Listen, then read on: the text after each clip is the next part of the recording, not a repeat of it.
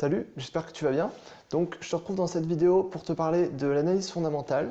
Donc, je vais t'expliquer ce que c'est que l'analyse fondamentale et comment on peut réaliser une analyse fondamentale sur les marchés boursiers. Donc, je ne vais pas entrer dans les détails parce que l'analyse fondamentale, c'est une science qui est très dense. Il y a beaucoup de choses à savoir si on veut réaliser une analyse complète. Donc là, je vais simplement te donner quelques éléments qui te permettront de pouvoir réaliser tes analyses ou alors t'intéresser un peu au sujet si tu connais ou tu viens de découvrir ou même si tu connais pas, justement je vais t'expliquer. Voilà, donc on va commencer. Qu'est-ce que l'analyse fondamentale? Donc l'analyse fondamentale en fait c'est une méthode qui permet, enfin c'est une technique d'analyse plutôt, qui permet d'anticiper les marchés boursiers, un peu comme l'analyse technique, mais ça a le même principe que l'analyse technique, sauf que c'est complètement différent et on anticipe les marchés pas du tout de la même manière et pas du tout, ça n'a pas du tout le même concept. Voilà. Donc si tu ne sais pas ce que c'est l'analyse technique, je te renvoie vers une autre vidéo, juste là ou là. Euh, voilà, donc faut savoir que c'est une méthode qui consiste à anticiper les marchés boursiers, mais qui est basée sur un contexte. C'est-à-dire que on va chercher à anticiper, par exemple, le prix de ce que va valoir une action, par exemple, dans un an, en analysant en fait les comptes de la société, en analysant les ventes de la société, tous ses bilans économiques. En fait, on va analyser tout ce qui est bilan, chiffre d'affaires, les dividendes versés, la position économique de l'entreprise, le cours actuel, ce qui peut se passer sur le marché sur lequel l'entreprise est active. En fait, une vraie analyse fondamentale complète, on va analyser tous les facteurs qui vont influencer l'entreprise. Et donc, à partir de là, avec quelques calculs, on pourra anticiper, du coup, c'est-à-dire estimer le cours de l'action dans un an. Voilà. Et à partir du cours de l'action, on peut estimer aussi le cours, la dividende qu'il va avoir par exemple l'année prochaine, si c'est des dividendes par année. Et on peut estimer tout un tas de résultats comme ça. Donc on cherche à estimer les résultats de l'entreprise pour estimer le cours de l'action, pour pouvoir estimer les dividendes à peu près. Voilà. Donc ça c'est un exemple d'analyse fondamentale qui peut être fait. Voilà. Mais il faut savoir qu'on ne peut pas forcément réaliser une analyse fondamentale sur tous les marchés. C'est pas forcément possible, mais ça va être principalement sur le marché des actions.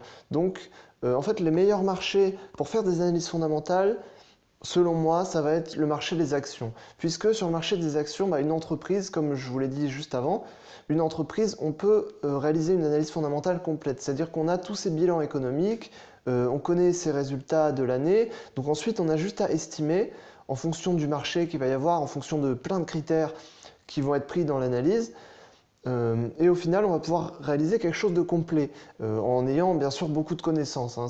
L'analyse fondamentale, c'est quelque chose qui est très compliqué.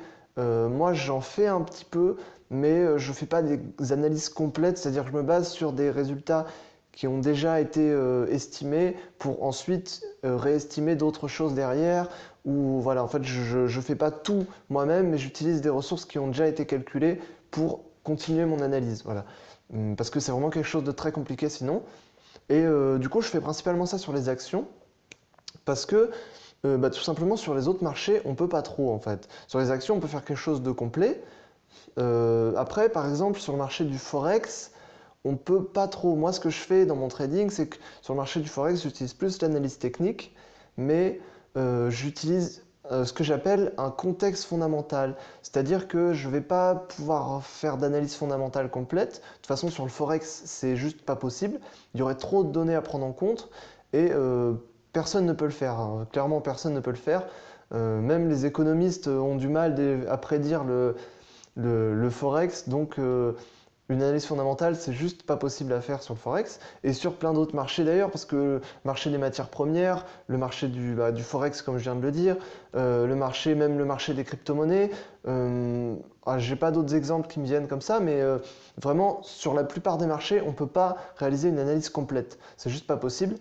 Mais après, moi, ce que je conseille, c'est de prendre en compte le contexte fondamental, comme je viens de le dire, c'est-à-dire que de se baser sur les quelques petites choses qu'on peut avoir de fondamental, c'est-à-dire qu'on a toujours des résultats quand même fondamentaux qui viennent, en fonction du marché. Par exemple, sur le Forex, ben, on a quand même des chiffres économiques. Ce serait bête de ne pas les prendre en compte.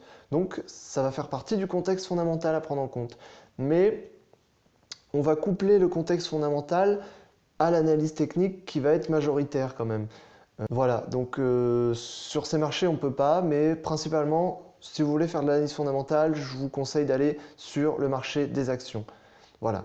Et ensuite, bah, du coup, comme je viens de le dire, pour moi, le mieux, parce qu'on voit des fois des gens qui s'amusent à comparer l'analyse fondamentale, l'analyse technique. Ouais, l'analyse technique c'est mieux, c'est plus précis, l'analyse fondamentale c'est plus fiable. Ok, mais moi je pense que le mieux c'est de s'adapter au marché sur lequel on travaille et d'utiliser les deux ensemble. C'est-à-dire, comme je viens de le dire, sur le Forex, j'utilise l'analyse technique majoritairement, mais j'utilise toujours un petit contexte fondamental qui va venir être là pour m'aider à trouver le sens du marché. Voilà, et ça je pense que c'est important et il ne faut pas avoir une espèce de guerre entre les deux types d'analyse parce que bah, c'est juste différent, il faut utiliser les deux. Pour moi, si on les combine, ce sera beaucoup plus puissant que si on utilise chacun séparément. C'est-à-dire que même sur le marché des actions, on peut faire des analyses fondamentales complètes. Si on veut investir sur le long terme, parce que l'analyse fondamentale, c'est beaucoup mieux sur le moyen long terme, voilà, alors que l'analyse technique, sur le moyen long terme, des fois, c'est pas toujours aussi fiable. Mais pour moi, même si on utilise l'analyse fondamentale, il faut toujours utiliser un petit peu d'analyse technique ou alors l'inversement. En fait, le mieux, c'est de combiner les deux. Voilà, comme je viens de le dire. Voilà, j'espère que je vous aurai aidé un petit peu à comprendre un peu ce que c'est que l'analyse fondamentale. Ensuite, bah, je ferai peut-être des vidéos plus poussées pour expliquer comment on peut estimer des résultats des cours d'action avec l'analyse fondamentale. Ça, c'est pas un problème, je peux le faire. Voilà, donc bah, on va voir. J'espère que je vous ai appris des choses et puis à la prochaine.